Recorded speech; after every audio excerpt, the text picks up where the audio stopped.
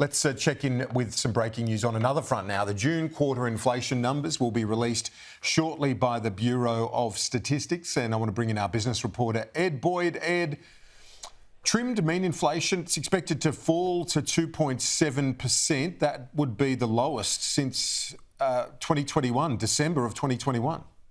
Yeah, lowest level since December 2021. That's the prediction, Kieran, from economists and the market around the trim mean inflation numbers that we get today. We're going to get two figures. The trim mean figure, which is the one the Reserve Bank looks at closely when it makes its cash rate decisions. And remember, their mandate is to keep inflation within the 2% to 3% range. So obviously, if trim mean in the previous quarter was at 2.9%, so it is expected to fall slightly to 2.7%, and that should really open the door for the Reserve Bank to basically cut interest rates at the next meeting, which is on the 12th of August. So the numbers have just come through.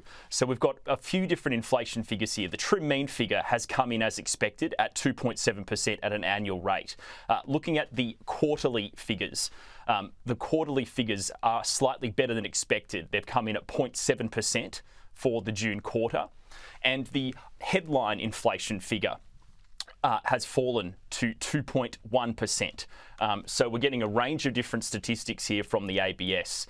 Just having a quick look at their media release here. Consumer Price Index was up 0.7% in the quarter to 2.1% annually.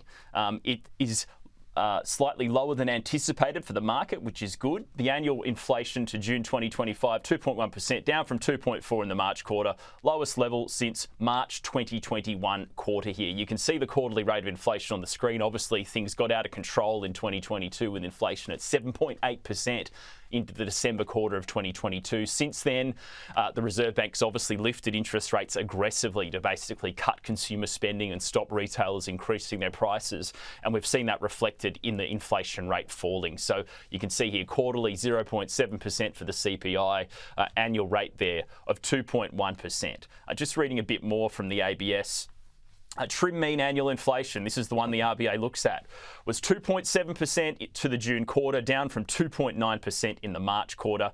Trim mean inflation does remain higher, though, than the CPI inflation of 2.1%. This is the monthly inflation indicator, which is a separate reading that the ABS put out as well, which they've also released this morning at the same time. So we've got three different inflation numbers here.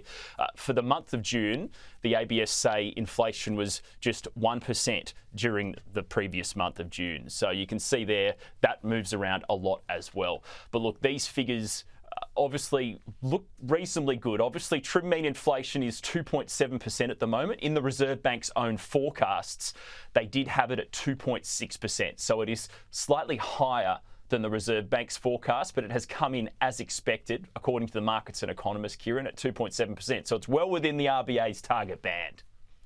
Yeah, it is indeed. And Ed, the Reserve Bank watches the numbers obviously closely. The next board meeting is in less than 2 weeks. They surprised everyone by not cutting last time. It's hard to see off the back of those numbers today that they won't cut on August 12. Yeah, well, we're going to hear from the Deputy Governor of the Reserve Bank. He's speaking tomorrow, Andrew Hauser. We might get a reaction from him around these figures. Here's the rate cut odds. So you can see before the inflation data came out, so just 5 minutes ago, it was an 80% chance of interest rates being cut by 25 basis points next month on the 12th of August. You can see since the data has been released, just in the last 3 minutes, the chances of a rate cut have increased to 85%.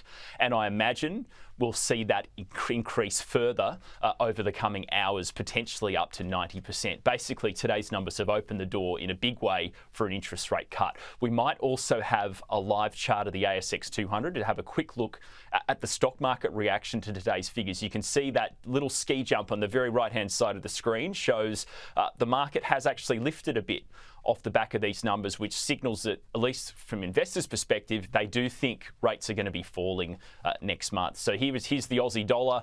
It's been pretty strong recently. Currently, it's hovering at around that 65 US cents and 8 micro cents there it's been pretty good. You can see it's holding pretty well there. It was 65 cents, 66 cents yesterday. It's come down a little bit. But clearly, Kieran, the market seems to think we're going to get another rate cut next month. And obviously, they did hold rates at the start of this month, which was a really big surprise. But I think today's figures will help the Reserve Bank Board have more confidence to see that inflation is going in the right direction.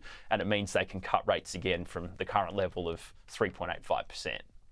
And Ed, before you go, also I want to point out, from November, that change in the basket of goods, as it's called by the ABS, it means that the monthly inflation numbers are going to be more accurate. Actually brings us into line with a lot of other comparable nations around the world.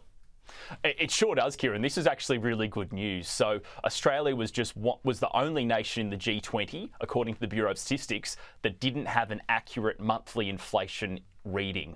So that basically meant, for the Reserve Bank Board's perspective, they have to rely on these quarterly figures. Obviously, they only come out 4 times a year. They have to rely on those numbers when making a big interest rates call. And one of the reasons they held interest rates at the start of this month was they wanted to see today's numbers. So from November, the ABS is going to be releasing the full measurement of a basket of goods, and it will come out every month. So it means there's a lot more confidence from economics, from economists, and from the Reserve Bank Board. They can read these monthly figures and get a real sense check of how inflation's tracking. And it should mean it will help them make their decisions more quickly. They won't have to wait around to get the quarterly numbers before making a cash rate call. So we'll get those from November. The ABS spoke to us earlier this week, and they said they've got 18 months worth of data they've already measured, ready to go. So come November, it'll be a lot easier to make interest rate calls.